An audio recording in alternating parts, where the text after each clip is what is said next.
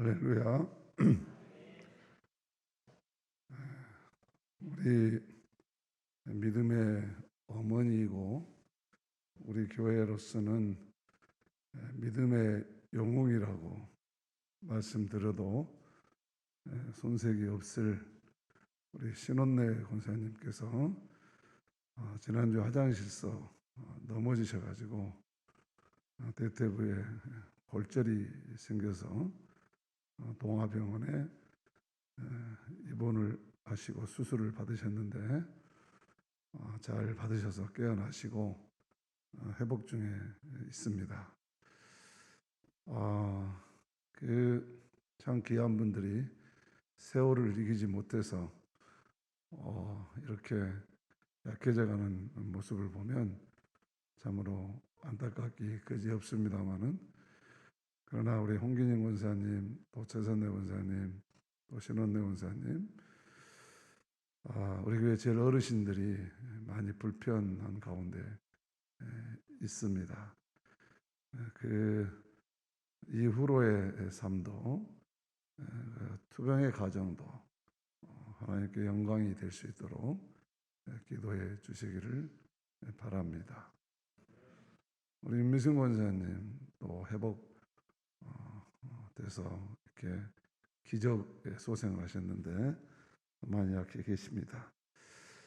우리 소속 권사님 남편 이태범 성도님은 수술 잘 되어서 회복 입원실로 내려와서 의식도 찾으시고 대화도 가능하다고 합니다. 여러분들께서 계속해서 기도해 주셔서 아픔을 통해서 더욱 하나님의 은혜를 체험하는 시간들이 될 수 있기를 바랍니다. 오늘 예배당이 환해졌지요. 뭔지도 모르는 분들이 계십니까? 속이 다 밝아진 것 같습니다. 뭔가 그냥 우중충했는데 어두운 부분들이 싹 사라진 느낌입니다. 지난주에 내 속을 깨끗해라는 주님의 말씀을 들었습니다.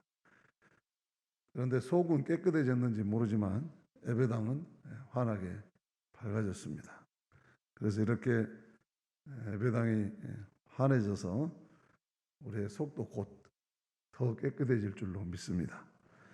앞으로 이 예배당에서 예배드리면서 더욱 우리의 영혼이 맑고 깨끗해져서 거룩한 성광의 빛을 환하게 비추게 되기를 축복합니다. 어제 많은 분들이 수고하셨습니다. 모처럼 선교 현장에 왔나 착각할 정도였습니다. 함께 일하는 우리 교회의 저력을 다시 한번 보여주셔서 마음이 아주 좋고 든든했습니다. 높은 곳에 올라간 우리 정상훈 집사님을 비롯해서 참여해 주신 모든 분들께 감사를 드립니다.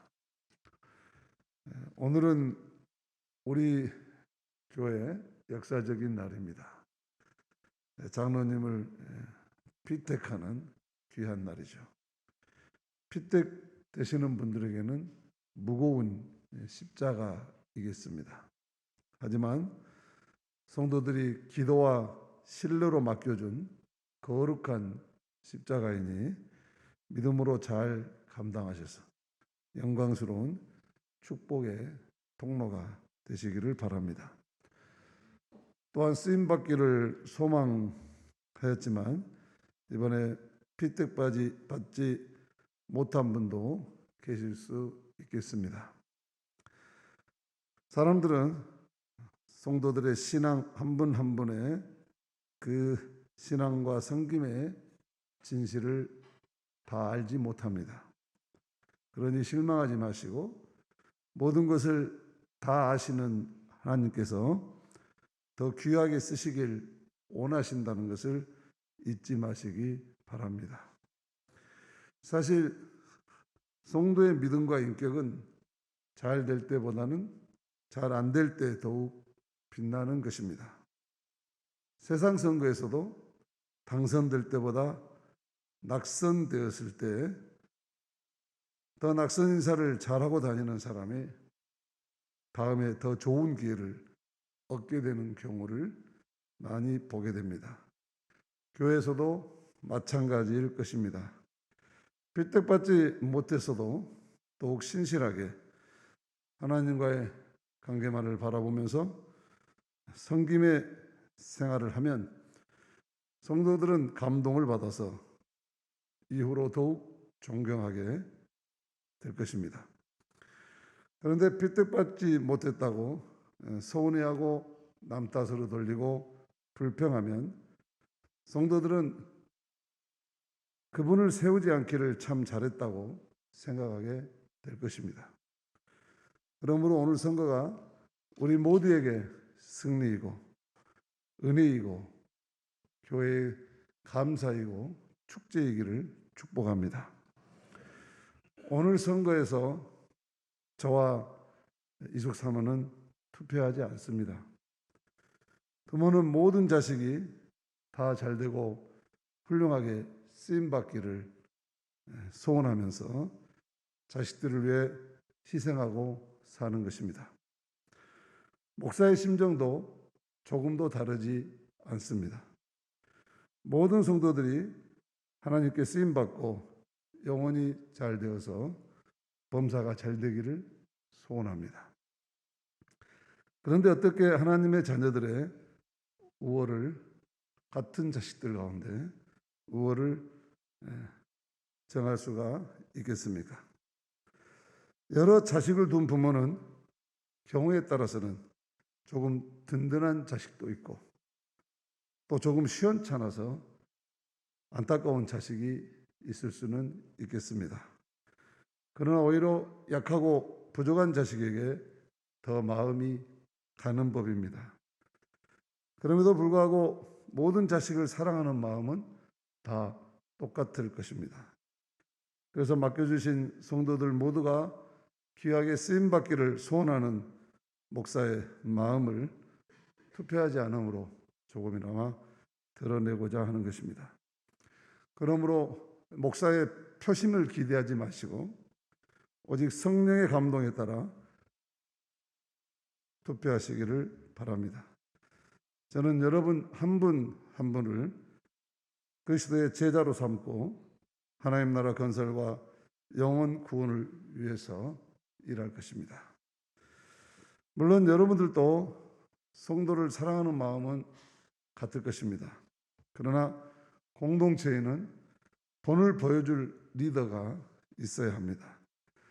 출애굽한 이스라엘 백성들이 광야를 행진할 때 하나님께서는 모세에게 백성들을 리더할 천부장, 백부장을 세우라고 했습니다. 모세를 도와서 많은 백성을 보살피고 섬길 리더가 필요했던 것입니다. 또한 초대교회도 사도들을 도와서 구제할 일을 도울 성령과 지혜가 충만한 7지사를 세웠습니다. 이와 같이 오늘날 교회도 목회자를 도와서 영적 질서를 세우고 성도들을 섬길 리더가 필요한 것입니다. 그래서 우리 장로교회는 성경의 전통에 따라 목회를 도울 장로를 세우는 것입니다. 그러므로 여러분들은 오늘 가장 성경적이고 민주적이고 은혜로운 방식으로 투표에 참여하게 되는 것입니다. 아직은 천국이 아닌 인생 광야의 길을 지나고 있는 신앙 공동체의 행진과 질서를 위해서 성김의 본을 보여줄 충성스러운 일꾼을 세우는 것입니다. 이러한 이해와 믿음으로 귀한 일꾼들을 기도하는 마음으로 세워주시기를 바랍니다. 지난주에 우리는 바리새인들을 책망하시는 주님의 말씀을 통해서 교회 지도자들의 바람직한 리더십을 3가지로 나누어서 살펴보았습니다. 복습해 보면 첫째로 교회 지도자들은 자신을 적대시하는 사람들과도 격이 없이 어울리고 밥을 같이 드신 예수님의 마음과 삶을 닮아야 한다고 했습니다. 그러기 위해서 마음에 들지 않는 사람에게도 밥을 잘 사야 교회 지도자는 그래야 된다고 했습니다. 둘째로 겉모습이 아니라 속마음까지 순수하고 깨끗한 사람이어야 한다고 했습니다. 겉과 속이 다르지 않는 사람이어야 교회 지도자라고 했습니다. 셋째로 구제를 잘하는 사람이 되어야 한다고 했습니다. 그래서 최소한 교인들의 애경사만이라도 부지런히 참석해야 한다고 했습니다. 오늘 말씀은 계속해서 바리새인들의 잘못된 리더십을 비판하신 말씀입니다. 이 말씀을 통해서 예수님은 제자들에게 자신을 따르는 사람들이 바리새인들의 리더십을 본받지 않고 하늘나라 제자로서, 예수의 제자로서의 리더십을 가지라고 하신 말씀이죠. 먼저 오늘 말씀을 읽습니다. 42절입니다. 같이 읽겠습니다. 화 있을진저 너희 바리새인이여 너희가 박하와 운양과 모든 채소의 11조는 들이되 공의와 하나님께 대한 사랑은 버리는도다. 그러나 이것도 행하고 저것도 버리지 말아야 할 것이니라. 유대인들은 땅에서 나는 먹을 수 있는 모든 채소의 11조를 반드시 드려야 했습니다. 그래서 이 11조를 내야 될 이 식물들의 종류를 율법으로 아주 자세하게 정해 놓았습니다. 어떤 곡식은 드리고 어떤 것들은 드리지 말라, 이렇게 아주 율법으로 정해 놨습니다. 그런데 바리새인들은 이 율법에 없는 박하와 운양과 기타 채소의 11조까지 구별하여 드렸던 것입니다. 박하와 운양은 향기가 좋은 식물이죠. 그런데 이것은 정원에서 기르는 것이었습니다. 그래서 율법에서는 11조를 내지 않아도 되는 식물이었습니다. 11조를 내야 될 명단에 빠져 있었던 것입니다. 그런데도 바리새인들은 자기들의 신앙이 좋다는 것을 드러내기 위해서 이렇게 율법에 없는 것도 오버해서 추가로 11조를 냈던 것입니다. 나는 이런 것까지도 11조를 냈다 하고 자랑하는 것이죠. 이것은 나쁘지 않는 일이었습니다. 자발적으로 모든 소득의 11조를 드리는 것은 귀한 일인 것이죠. 그런데 문제는 무엇입니까? 이들이 율법을 지킨다고 11조는 추가로 내면서 진정 율법의 정신인 하나님의 공의와 사랑은 저버렸다는 것입니다. 이들은 11조만 넘치게 드리면 자신의 신앙의 의무를 다하고 자신의 신앙이 아주 좋은 것으로, 의로운 것으로 착각했다는 것입니다. 그리고는 이들은 11조로 신앙의 의무를 합리화시키고, 그리고 하나님의 율법의 정신인 공의와 사랑은 행하지 않았습니다. 사람들 앞에 의롭게 살지도 않았고 하나님을 사랑하지도 않았습니다. 그래서 예수님의 보시기에 이들은 신앙의 형식만 있지, 껍데기만 있지, 신앙의 본질, 알맹이는 없었다고 하는 것이죠. 제가 여천 중북교에서 목회할 때 어느 여자 집사님 한 분이 11조를 아주 끝털이 10원짜리까지 계산해서 정확하게 내신 분이 계셨습니다. 이번에 11조 정치적으로 매월 남편이 벌어오는 월급뿐만 아니라 때로 이렇게 무슨 우연히 보험을 탔다든지 개또를 받았다든지 무슨 우연히 누가 선물 줬다는 한 것까지도 철저하게 11조를 냈습니다. 그래서 나는 그 여자 집사님이 굉장히 이쁘게 보였습니다. 그리고 참 좋은 신앙인갑다 그랬는데 나중에 알고 보니까 그 시어머니하고는 아주 연수지간으로 지내고 있다는 것을 알았습니다.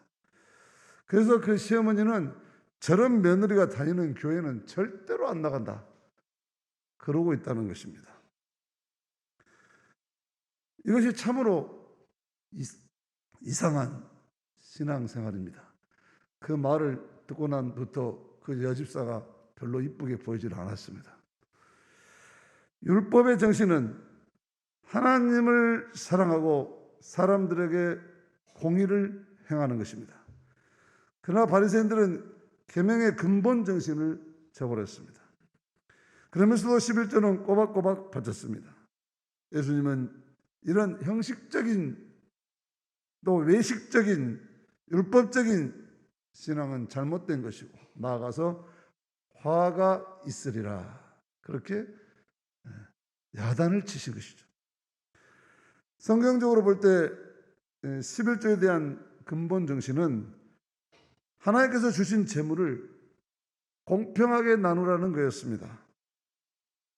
11조 정신은 가나안 땅을 기업으로 받지 못한 레인들에게 기업으로 주신 것이었습니다.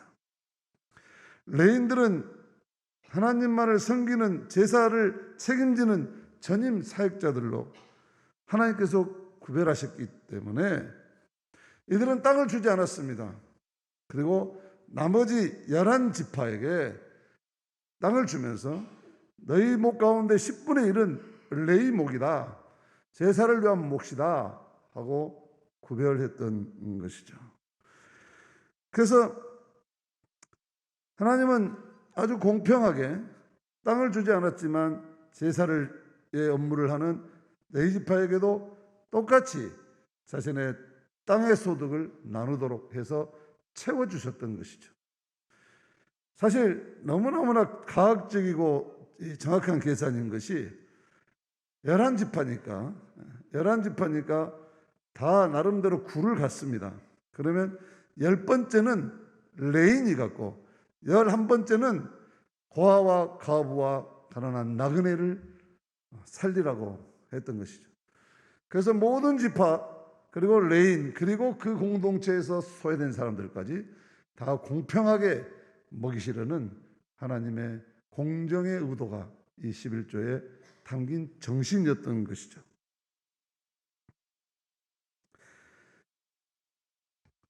이런 의미에서 11조는 공평하게 하시고 가난한 자를 구제하도록 하시는 명령이었습니다.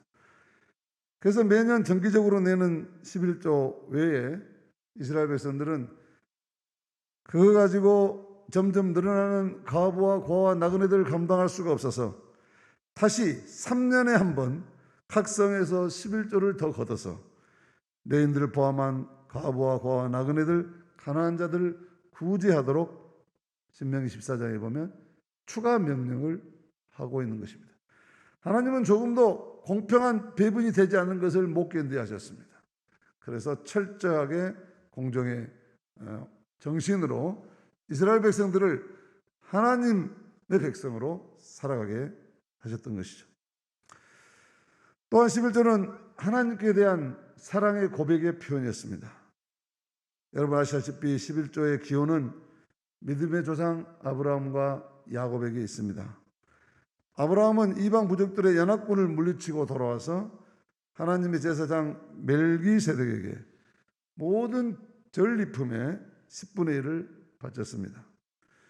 이는 전쟁의 승리를 하게 해주신 하나님께 대한 감사와 사랑의 표현이었던 것이죠. 또 야곱은 형 에서의 낯을 피해서 삼촌집으로 도망갈 때 서원 기도를 했습니다. 하나님이 자기를 지켜주고 먹여주고 입혀주고 평안히 아버지 집으로 돌아가게 하시면 하나님이 주신 모든 것의 10분의 1을 하나님께 드리겠다고 소원합니다. 이는 하나님의 은혜에 대한 또 하나님의 사랑에 대한 감사의 고백이었던 것이죠. 그런데 바리새인들은 모든 채소의 11조까지 보란듯이 가시하며 드리면서 정작 이 11조의 정신 하나님의 공의와 사랑을 저버리고 있었던 것입니다.